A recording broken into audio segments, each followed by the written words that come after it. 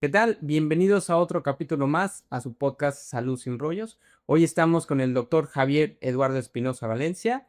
Es especialista en ortopedia con subespecialidad de cirugía de mano, microcirugía y cirugía de plexo braquial con nervio periférico. Doctor, bienvenido. Gracias por servirles. Muchas gracias por recibirnos, Doc. Pues bueno, no sé si nos pueda platicar un poco de su historia y pues de aquello que la gente no conoce de qué es el plexo braquial, qué es, dónde está, cómo se come. Claro, sí, eso es un poco complicado, el saber eso, ¿no?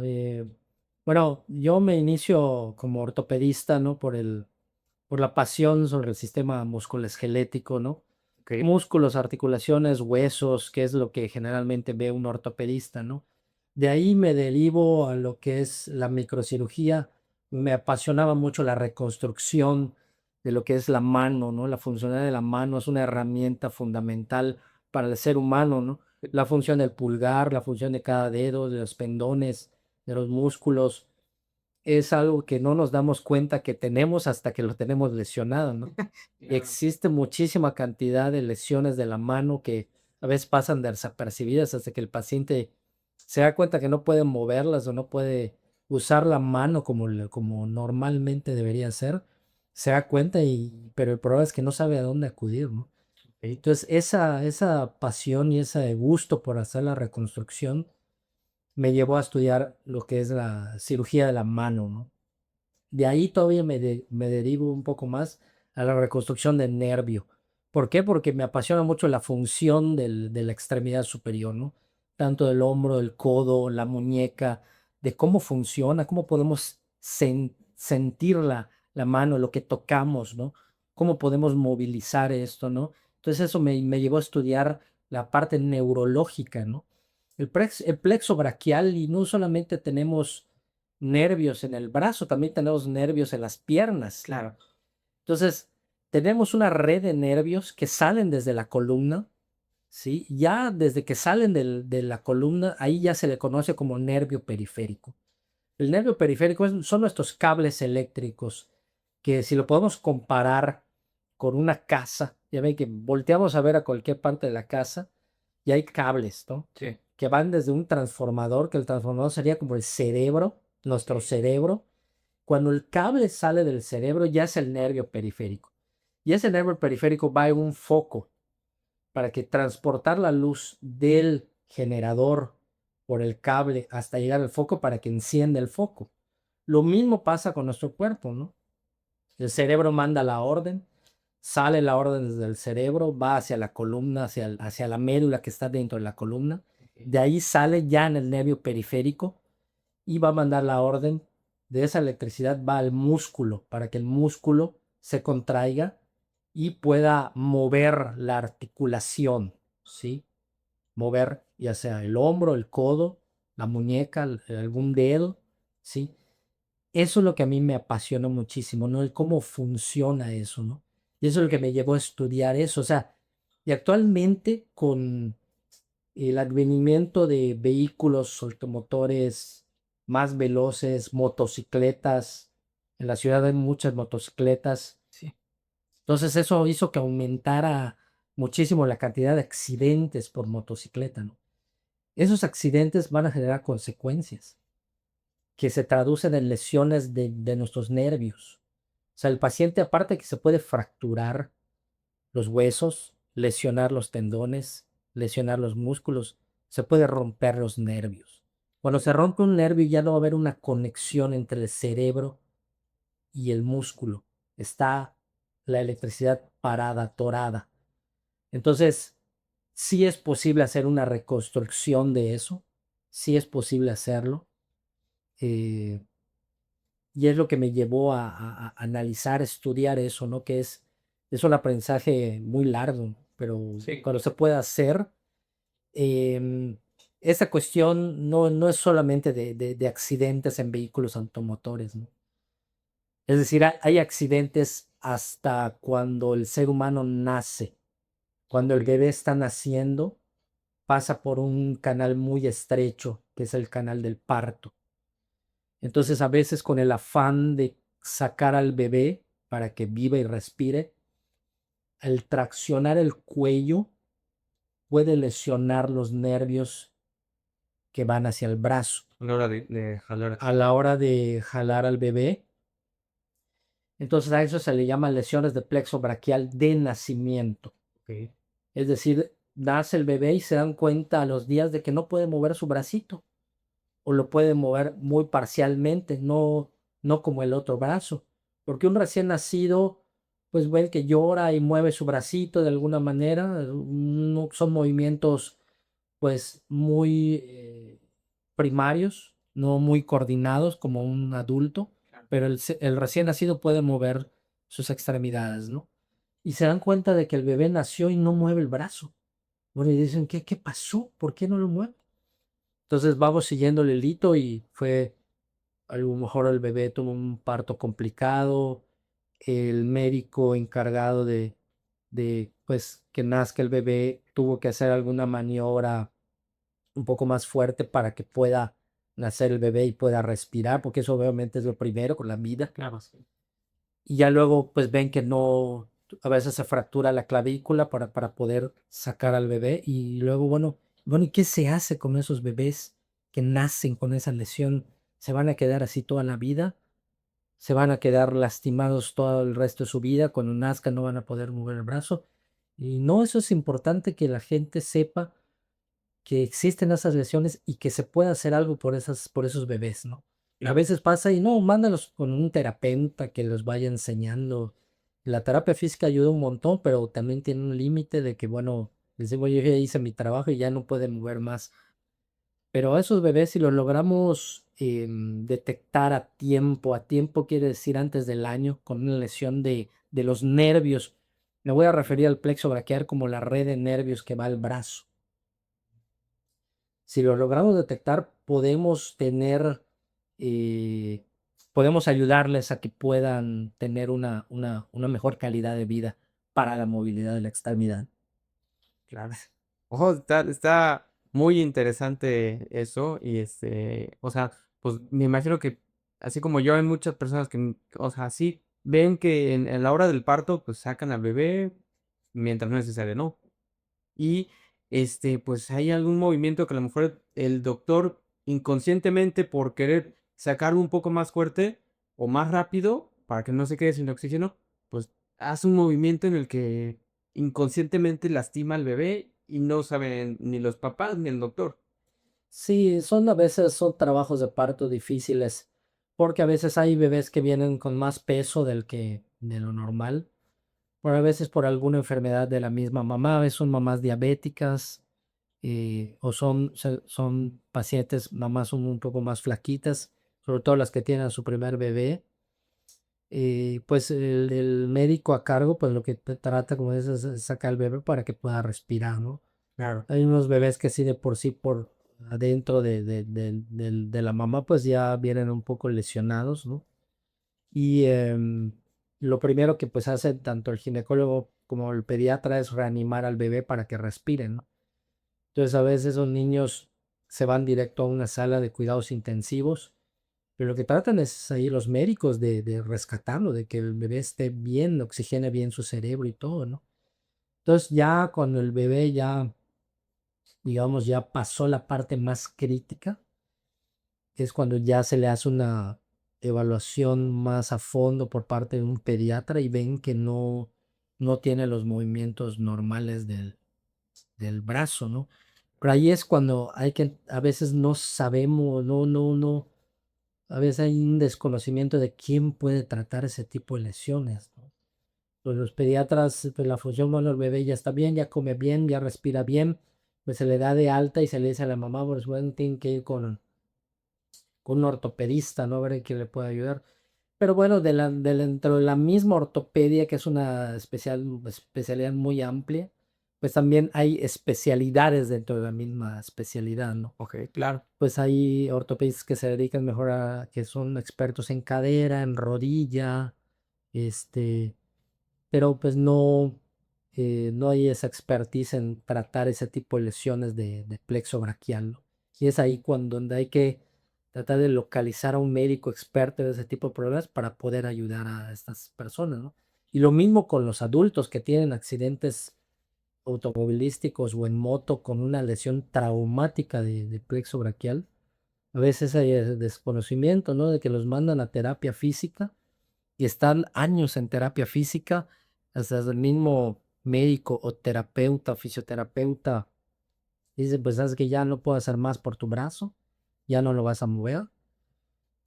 Y bueno, entonces ahí es donde entramos nosotros, ¿no? Decir, bueno, esos pacientes los podemos ayudar Ya. a que puedan recuperar, si no la función total, cuando menos una función que les pueda ayudar pues, a valerse por sí solos, ¿no? Claro. ¿Y cómo se llega al diagnóstico de una lesión del plexo braquial? Es muy, muy buena tu pregunta.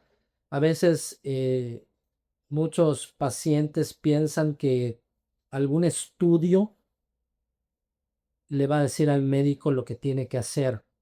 Okey. O bueno, llegan y a veces preguntan, ¿me va a hacer algún estudio? Eh, lo más importante para hacer un diagnóstico es una cosa que se llama exploración física. Y eso lo hacemos nosotros los médicos. O sea, revisar al paciente, pedirle que haga tal o cual movimiento, tocarlo, ver dónde están los puntos dolorosos. Eso es lo más importante. Claro. Los estudios que pueden ser radiografías, tomografías, resonancias magnéticas, son complementos. Okey. En las cuestiones de nervio periférico, de la función de las extremidades, lo más importante es la exploración física. O sea, es decir, que el médico esté enfrente del paciente con todo el conocimiento que tenemos de los músculos, decirle, a ver, haz este movimiento, tócate la cabeza, tócate la boca, mueve así, mueve acá, para nosotros ir valorando cuáles son los nervios afectados. Ya. Y de ahí sale el diagnóstico, decir, bueno, el paciente no puede mover esto, no puede mover esto. Entonces de ahí ya sabes cuál es el nervio que va a inervar esos músculos que no mueven y de ahí automáticamente ya tienes el nervio que está lesionado y que tienes que reparar. Okey. Eso no te lo dice ninguna resonancia, ninguna tomografía, ninguna radiografía. Ya. Nos dicen otras cosas que son muy importantes, ¿no? Los estudios, ¿no? Hay estudios de neuroconducción, o sea, que nos van a decir cuánta electricidad corre por el nervio y qué tan rápida es la electricidad o qué tan lenta está, que también son estudios muy importantes. Pero el diagnóstico básicamente lo hacemos explorando al paciente. Ese es lo más importante. Okey, sí, pues, para identificar en dónde es el que le duele para después mandar el examen. Exactamente, Okey. exactamente. Y en su consulta, doc, ¿cuáles son los casos más comunes que le llegan por el plexo?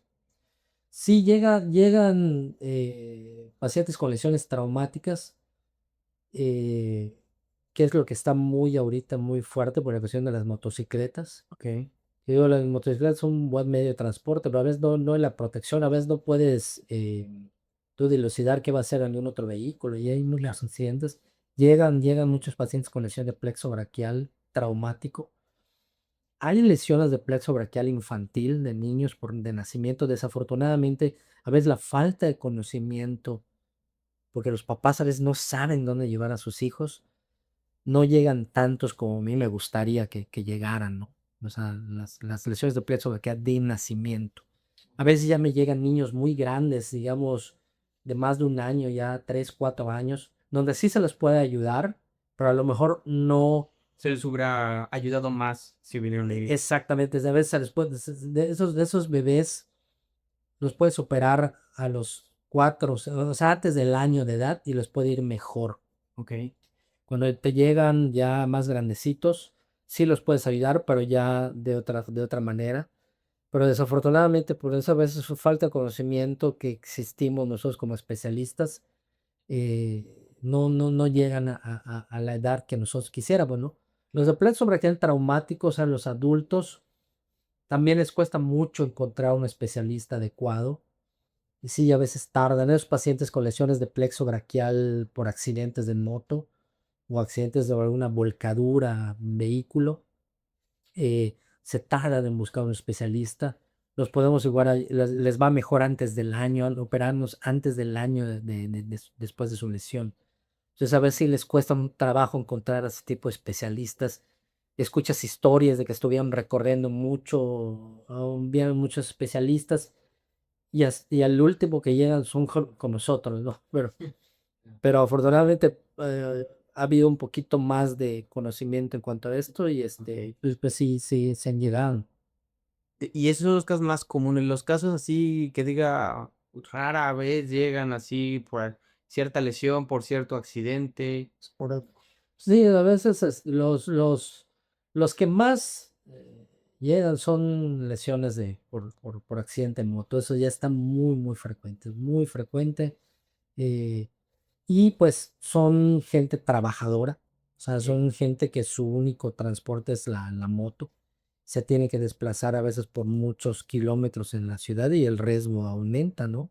Entonces, son las gentes que más a menudo vienen. eh, Casi siempre van a hospitales públicos. Desafortunadamente, los hospitales públicos no tienen la infraestructura para tratar ese tipo de problemas. O sea, no tienen la infraestructura, no me estoy refiriendo a humanos, sino infraestructura Tecnológica. tecnológica y los instrumentos para hacer la cirugía Ok, no los tienen. Esos los he ido yo adquiriendo a todos estos años que me he dedicado a la práctica de este tipo de problemas. ok. Y estos problemas se pueden tratar sin meter cirugía. O sea, ¿se puede tratar de alguna otra manera? Sí, hay pocos casos de que, por ejemplo, pasó el accidente y hubo un proceso inflamatorio y con el paso de los meses el paciente va recuperando ciertos movimientos, ¿no? Porque va a haber una desinflamación, le van dando terapia y dice el paciente, bueno, ya puedo doblar el codo, pero el hombro no. Al revés, ya puedo mover la mano, pero no puedo doblar el codo. Y eso son lesiones parciales, sobre todo los pacientes de que muchos ya puedo mover la mano perfectamente, la abro, la cierro, pero no puedo doblar el codo. Entonces allá se recuperó la función de los nervios que hacen que la mano se cierre y se abra, Ok. pero no se recuperaron los nervios que doblan el codo o que levantan el brazo. Entonces a esos pacientes les va un poquito mejor porque tienen más chance de recuperar con alguna cirugía esos nervios que no se recuperaron solamente con terapia, ¿no? Sí hay casos de que tienen un poquito mejor pronósticos que otros, ¿no? O sea, dentro de toda la red de nervios hay varias variables que pueden pasar en un accidente. Es decir, tenemos nosotros 5 raíces que salen y algunas raíces se pueden romper, algunas raíces se pueden estirar como una liga, y algunas raíces se pueden romper desde la médula. Esa es la peor lesión, la que el nervio se arranca desde la médula. Ahí es un poquito más difícil de poder ayudar a ese nervio. Pero afortunadamente tenemos otros nervios que podemos llevar una electricidad de un nervio sano a ese nervio enfermo para que le dé electricidad. Ya. A eso se le llama transferencia nerviosa. O sea, que un nervio sano lo agarramos, le pasa energía al nervio roto. Entonces, eso es un procedimiento muy bueno que puede ayudar al paciente. Ok, Es una pregunta. ¿Hay nervios de cambio de nervios? O sea, nervios, ¿cómo se llaman? trasplanto. Trasplante, pero, o sea, creados por el humano, ¿Sintéticos? Sí, sintéticos. sí hay, sí hay. Esa pregunta está buenísima. Ok.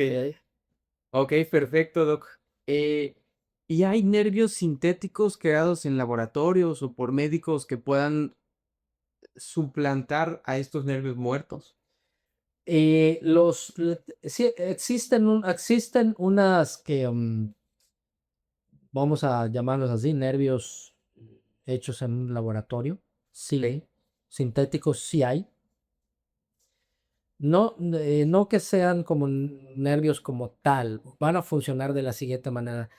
La regeneración nerviosa, o sea, cuando te rompes tú un nervio, el nervio trata de alcanzar a su otra mitad. Digamos, Claro. imagínense una liga que se rompe y tenemos dos partes, ¿verdad?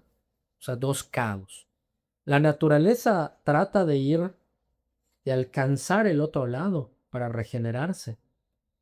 Desafortunadamente esto, el nervio, si tú no tienes digamos que le diga algo, nervio, tú vas a venir por este caminito para llegar a tu otra mitad, el nervio empieza a crecer pues como pueda, ¿no?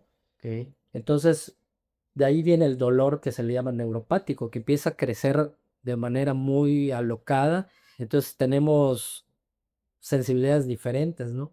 Ah, Entonces, esos nervios, lo que pasa es que el médico coloca esos nervios sintéticos y es como un carril donde le diga nervio, tú vas a seguir este carril para llegar a tu otra parte. Para mí, los mejores nervios son los del ser humano. O sea, el propio ser humano se puede autodonar nervios. Para mí, lo natural es mejor para mí que los de los. Sí funcionan los sintéticos, pero para mí no hay nada mejor que una misma persona se autodone nervios. Es decir, nosotros tenemos repuestos en nuestro cuerpo, tenemos repuestos eh, para subsanar las lesiones. Es decir, sí tenemos nervios que al quitarlos no le van a afectar no le van a afectar a la persona. Y esos nervios sirven como injertos para decirle al nervio roto, bueno, te voy a poner este carril donde vas a crecer y alcanzar a tu otra contraparte y pues le va mucho mejor, ¿no? Pero de que existen los sintéticos, sí, sí existen, muy caros, muy caros. ok. Una- Entonces, sí, a veces operamos personas de bajos recursos que eso no lo pueden Ah, es adquirir, posible. no lo pueden adquirir. Entonces, no hay nada mejor que un propio ser humano se autodone nervios. Ok. Es lo ideal. Ok. En el proceso de sanación, de recuperación, ya sea por la lesión del plexo o algún nervio, ¿cuál es ese proceso después de la cirugía? Sí, muy buena pregunta. Mira, la recuperación de nervios dañados no es inmediata. No es algo que operemos al paciente y ya pueda estar moviendo inmediatamente. No es un proceso. Ah, A veces no se puede, cuando son lesiones muy graves, no se logra con una sola cirugía. A veces hay que operar 3, 4 veces más. ok. Eh, Aquí el papel, nosotros como especialistas en nervio periférico, en mano, microcirugía, tenemos que tener una sinergia muy importante con los fisioterapeutas, porque ellos es la segunda parte del tratamiento. La terapia física les ayuda muchísimo al paciente a quitar dolor, quitar inflamación, ir trabajando otra vez los músculos. Porque obviamente cuando un músculo ya no recibe la electricidad, el músculo se va quedando flojito, flaquito, sin fuerza, Como se y atrofia. se atrofia. Cuando regresa la electricidad, no es que fuera así como un chocomil que le diera, no, no es así, sino que ese nervio, es el músculo, se tiene que acostumbrar nuevamente al movimiento, a la tensión, hasta que ya vuelva a quedar un volumen importante que tenga la fuerza de mover la articulación. Entonces, la terapia física es fundamental para los pacientes. O sea, no se puede concebir un tratamiento de nervios si no hay atrás un fisioterapeuta que le vaya a ayudar al paciente a recuperar eso. Es un trabajo que realmente es un trabajo en equipo, ¿no? O sea, Claro. es el cirujano, el paciente tiene que echarle muchas ganas y el terapeuta. Si algo falla de esos tres, no funciona.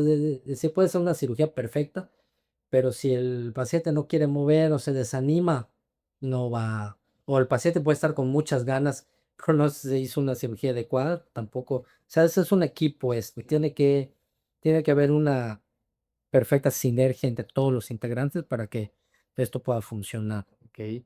¿Y pueden quedar secuelas de que se haya roto un nervio? Después de la recuperación, ¿puede quedar secuelas de falta de movimiento o que de plano pues, no lo pueda mover? Totalmente, sí. Son todas las lesiones más graves en las que ya te había yo dicho que las peores lesiones son cuando se arrancan los nervios de la médula. Cuando se arrancan los nervios de la médula, aunque el nervio va creciendo 1 milímetro al día cuando tú lo reparas, ¿no? Ok. Entonces, quiere decir, luego de que se repara aquí hasta que llegue a la punta de los dedos, pues es una distancia muy importante, ¿no? Y para que la electricidad llegue a la mano, sí nos puede llevar aproximadamente muchos meses, ¿no? Entonces, a veces cuando llega la electricidad aquí, los músculos ya están tan atróficos que ya no pueden moverse, ¿no? Porque ya están muy atrofiados, ¿no? Pero lo más difícil en lesiones de plexo braquial es reinervar la mano, o sea, que la mano pueda funcionar. Es lo más complicado. Esos pacientes que tienen un daño muy importante de la red de nervios, es que el objetivo principal es que puedan mover el hombro y doblar el codo. La mano la podemos intervenir de otras maneras, dejándolas en una mejor posición los dedos, para que más o menos puedan agarrar algo, pero lo más difícil es llevar la electricidad en la mano, pero por la distancia que tiene que recorrer la electricidad, porque es lo que te digo, no es algo inmediato. El nervio va creciendo 1 milímetro al día. O sea, si de aquí a aquí, digamos, hay 1 metro, o sea, imagínate cuántos días nos va a llevar a que la electricidad llegue a la mano. Y cuando llegue algún día, los músculos ya están atrofiados, que es como si la electricidad llega a un foco, que el foco no sirve. Aunque esté llegando la electricidad, cuando no va a prender el foco, porque el foco ya se echó a perder. Claro. Y a veces muchas de las secuelas es en la función de la mano. Entonces el objetivo de ahí es que el paciente pueda mover el hombro y doblar el codo, para que cuando menos se pueda llevar la mano, o que no funcione del todo bien, pero pueda tener algún tipo de función. Ok. ¿Y pueden existir alguna relación entre las lesiones del plexo braquial a, por ejemplo, alguien que tenga escoliosis o algún problema en la columna? Eh, la escoliosis es un problema de nacimiento, que se lo dice congénito.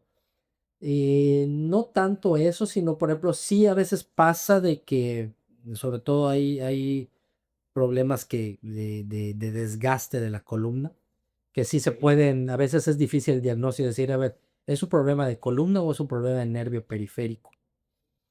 Porque te puede dar los mismos síntomas, ¿no? Entonces, allá es cuando entran los estudios que estábamos hablando, ¿no? Ok. ¿Cómo diferenciar si es un problema de columna o si es un problema de nervio? O sea, pues, a veces el paciente dice, se me duermen las dos manos, me duele el cuello, se me duermen las manos, y la noche se me duermen las dos manos. Entonces, bueno, ahí sí, explorar al paciente, hacer algunos estudios radiológicos de la columna, Ok. para ver si el problema es de columna o es de fuera de la columna.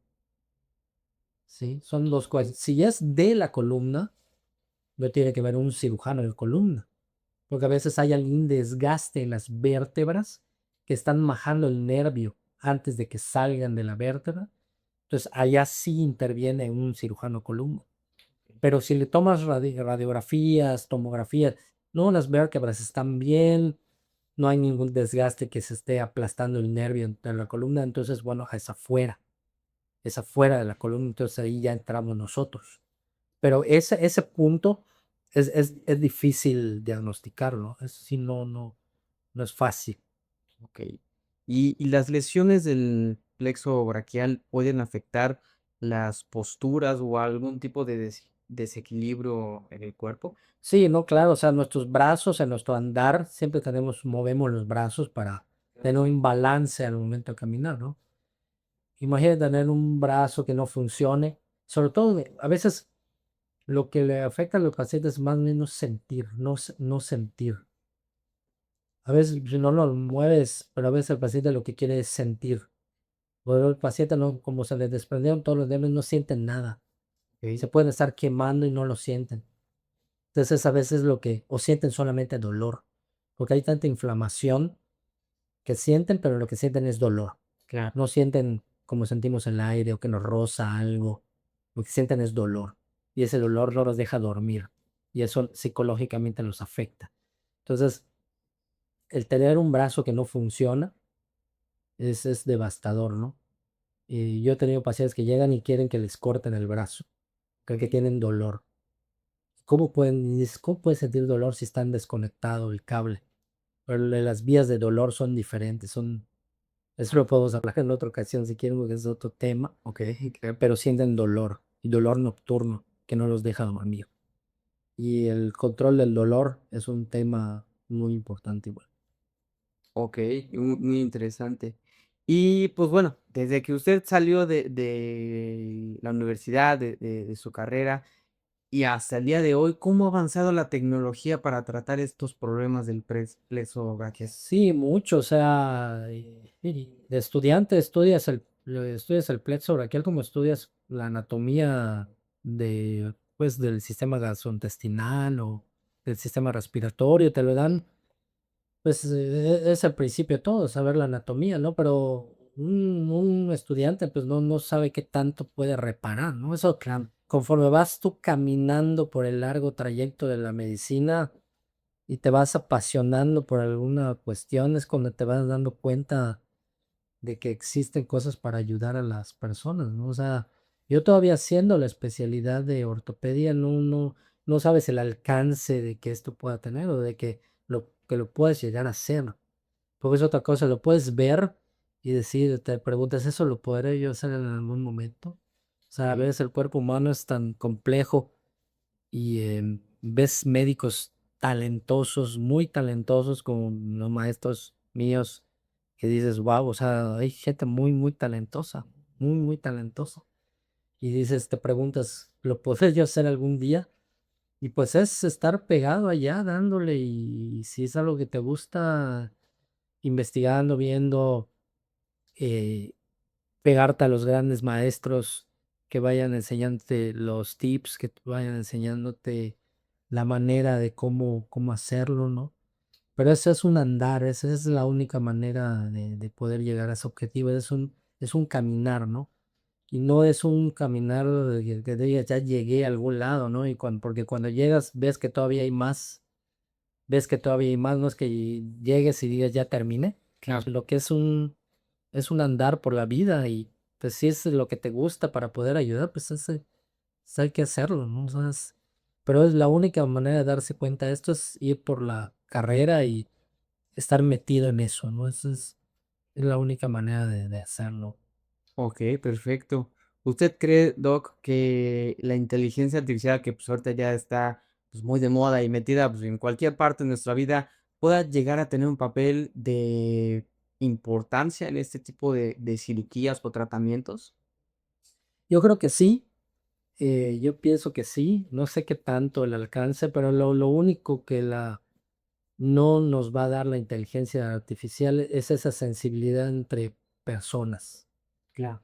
Eso es algo muy importante. La conexión entre el médico y el paciente es algo fundamental y eso no lo va a dar la inteligencia artificial.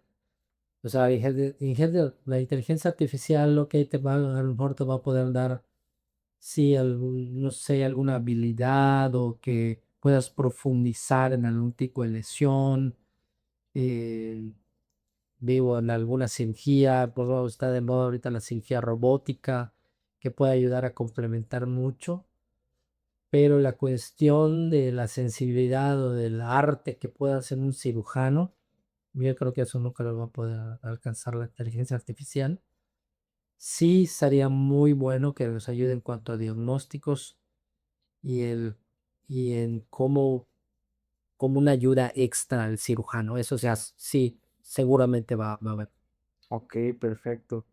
Y pues bueno, ya por lo último, las últimas preguntas, ¿cómo se podría evitar alguna lesión en el plexo braquial? Mira, tiene que venir desde el principio las leyes de tránsito. Muchos de los motociclistas desafortunadamente no tienen los pues, medios para tener su seguridad, ¿sí? Desde el casco, desde las vialidades, ¿no? Eso tiene que ver mucho, ¿no? De todas maneras, yo creo que la suerte juega un papel fundamental porque puedes estar muy protegido, tener el mejor casco, tener una moto. Claro, porque también a otros, la gente que también conduce autos, pues pueden también tener un accidente. Sí, sí, también. no es tan frecuente las lesiones de plexo en volcaduras porque pues tienes una protección, bueno, sobre todo el cinturón, pero sí se pueden dar definitivamente. Pero la cuestión es viales, la educación vial, la educación de la protección, eso es fundamental, ¿no? En la cuestión de los plexos braquiales de nacimiento, pues a veces es un poco difícil. Yo considero que el cuidado prenatal es muy importante, ¿no? O sea, detectar que un niño viene con más peso de lo normal, a lo mejor puedes intentar una cesárea al momento de que va a ser el parto. O sea, hay cosas que al momento se te salen de las manos como médico. Es muy difícil controlar esas cosas, pero mejor dar un poquito más información, ¿no? Como decir, bueno, si la mamá es diabética, el bebé viene más grande de lo normal. Entonces ahí decir, bueno, sí tiene un riesgo de tener a lo mejor una lesión de plexo braquial de nacimiento. A lo mejor lo hice por una cesárea, sí, para que lo pase por el canal del parto. O bueno, todas esas cuestiones podrían ayudar a evitar este tipo de lesiones, ¿no? Pero pues son lesiones traumáticas, a veces muy poco difícil dilucidar si va a ocurrir o no. Fuera de lo que sea un parto o algún accidente automovilístico, ¿algún golpe severo o algo puede también ocasionar, ¿no?, alguna lesión? Sí, claro, golpes en el hombro, traumas directos en el hombro por ejemplo, yo tuve una vez un ciclista, estaba pedaleando y luego se distrajo y se golpeó con un camión, se golpeó directamente en el hombro, parálisis de plexo, infecciones que son las menos frecuentes, infecciones virales atacan los nervios, como el del COVID, sí hubo casos de lesiones de nervios por COVID. Hay otros virus también que puedan, tumores de nervio también existen, tumores. Digo, son cosas menos frecuentes, pero sí hay, que afectan también los nervios, la cuestión tumoral, ¿no? Entonces, digo, todo eso también son enfermedades un poco más raras, pero sí podemos encontrar. Casi siempre son cuestiones traumáticas, ¿no? Son golpes, caídas, generalmente. Tuve un paciente una vez que se estaban tirando con un cenote, con una cuerda, columpiándose, y se le amarró la cuerda en el brazo y se quedó colgado en el brazo. Entonces eso le generó una tracción del plexo braquial por el peso.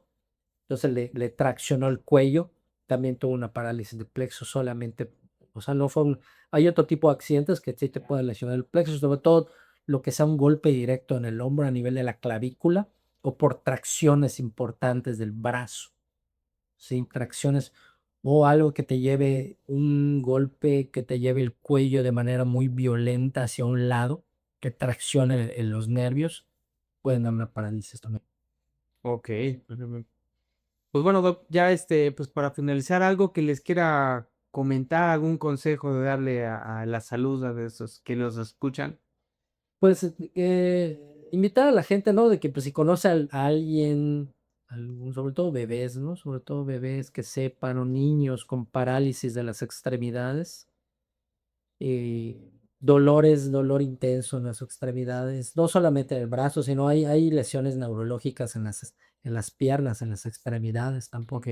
También hay eso, también las tratamos nosotros. Así como hay una red de nervios que van al brazo, también hay una que va a las piernas, ¿no? Hay enfermedades de nervio periférico en las piernas. Generalmente el paciente lo que siente es dolor. Perdón, ¿qué tipo de dolor vienen en esos enfermedades en las piernas? ¿Cómo Sí, identificarlos? los dolores que dan tanto, bueno, en las piernas a veces el paciente tiene dolor, pues a veces al caminar o siente alguna debilidad en las piernas. eh, Eso es a veces la famosa ciática.